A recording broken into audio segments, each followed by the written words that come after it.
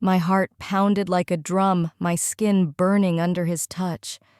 I stood, frozen lips parted, as Walter, my best friend's father, knelt behind me, his breath hot against my skin. "Let me take care of you," he whispered, voice low, dangerous. He was twice my age, a widower who'd once grilled burgers for our sleepovers and bought pizza when we cried over high school drama. But that night in his locked office, the air thick with cologne, he touched me like I wasn't Lila's best friend, like I was his. When his lips grazed my skin, a line was crossed, one I could never uncross. I wasn't drunk, wasn't high, wasn't scared. I was alive, raw, consumed. That moment, that favor would break my soul and remake my life. I'm Evelyn, and this happened when I was 25, scraping by in Savannah, Georgia. I'd dropped out of nursing school, crushed by tuition bills and the weight of pretending I had it together. I worked double shifts at a greasy diner off Highway 17, wiping down tables, drowning in exhaustion. Nights off, I crashed at Lila's place, my best friend since we were kids. Lila was everything I wasn't: bold, reckless, born with a silver spoon. Her dad, Walter, owned car dealerships and a lake house we'd sneak to in high school.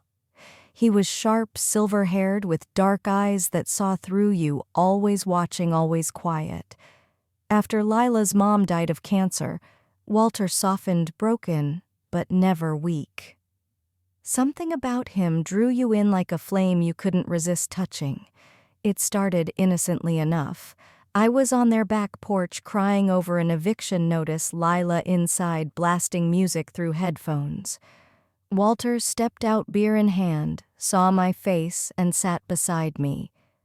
"You're drowning, Evelyn," he said. "Let me throw you a line."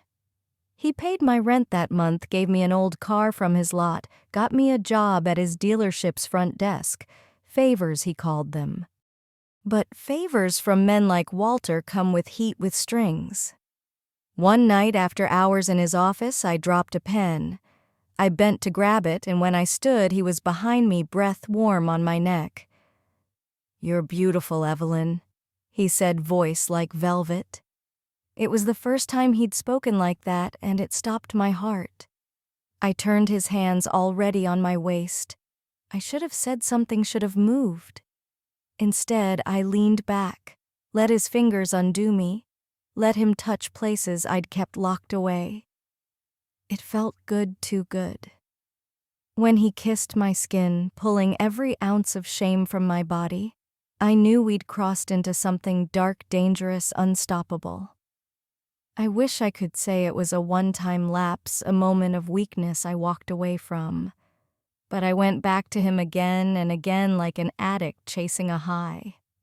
The next morning, his text lit up my phone. "Meet me at the lake house. Just us." No questions, no apologies, just a command. I went hypnotized, finding keys at the side entrance, a room with crisp white sheets, a satin robe that fit like it was made for me. Under daylight, his touch felt even riskier, more alive. What started as a stolen night became weekends. He paid off my school debt, bought me clothes, shoes, perfume, gave me a life I couldn't afford. I gave him my body, my secrets. Lila had no clue, thought her dad was just helping me get back on my feet, even joked I was like a second daughter. If only she knew he'd memorized the taste of my skin. The secrecy was thrilling at first, the risk, the lies, the guilt I wore like perfume. Walter said I was special, said I brought him back to life after his wife's death, made him feel like a man again, not just a grieving father. I believed him, wanted to believe him. But he changed. Possessive, controlling, he demanded to know who I texted, where I went. He didn't like me around Lila. "Keep your distance," he said one night, stroking my hair in bed. "She asks too many questions." I laughed, thinking he was paranoid. But then Lila noticed. "You're acting weird, Evelyn," she said, "like you're hiding something. You seeing someone?" I lied, said I was focused on work, school, too tired for men. She hugged me, laughing.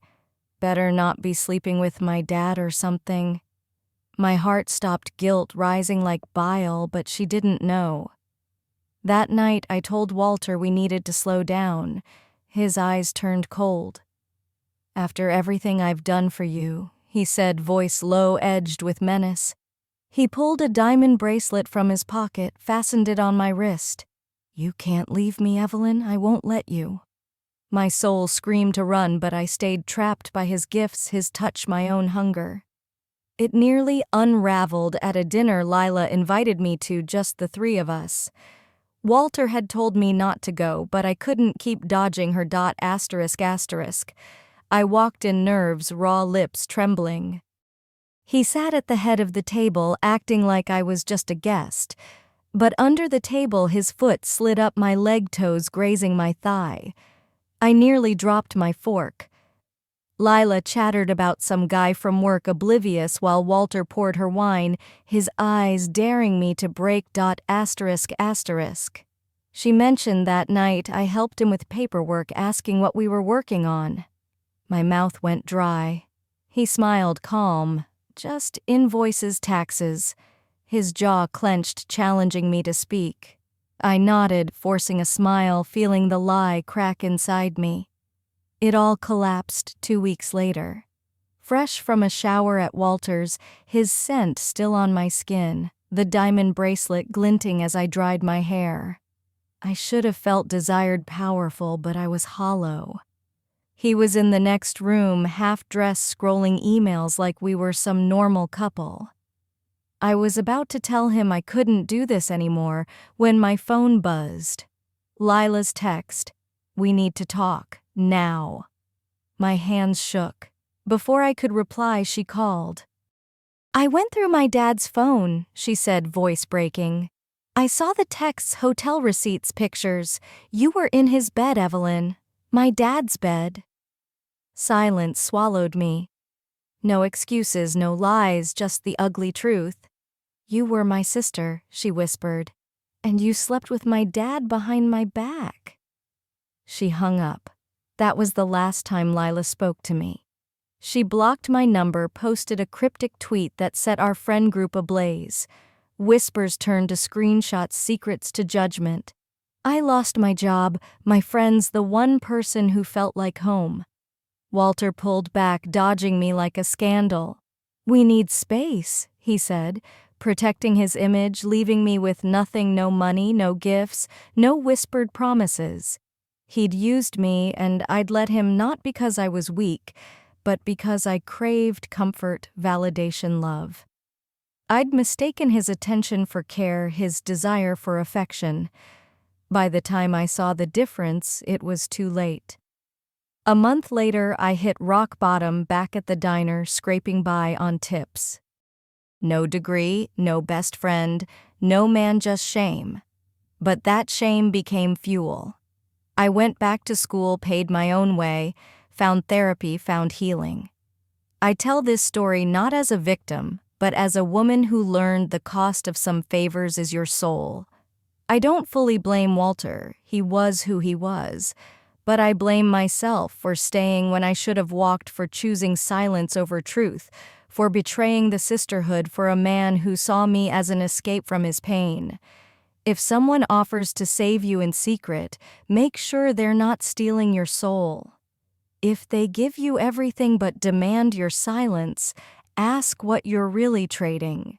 And never betray the one who fought for you through it all, because the price of desire is nothing compared to the cost of losing yourself.